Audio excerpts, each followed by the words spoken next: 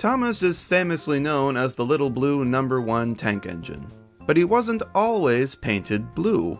Before coming to Sodor, he actually would have looked quite different.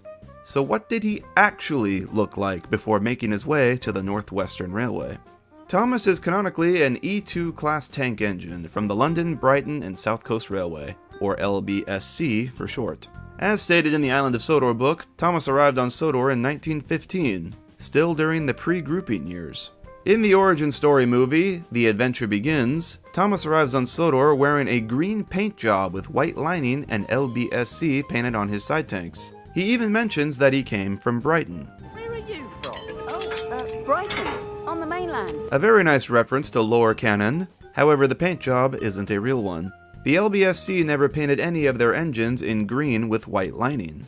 Interestingly, the paint job has a lot more in common with the later Southern Railway livery many of the LBSC engines would have later worn. Around the era when Thomas was built, the LBSC's main livery was a very attractive umber brown with gold lining, and most of their passenger engines wore it. A couple E2s were tried out on passenger services and were given this livery. However, this occurred in 1914. Thomas is one of the later E2s with the extended side tanks built in 1915. So he never would have worn brown.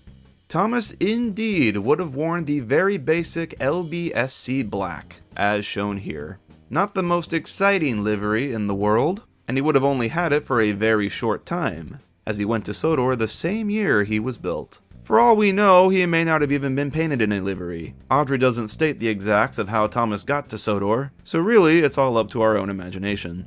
I think most of us agree though, that nothing beats the classic blue.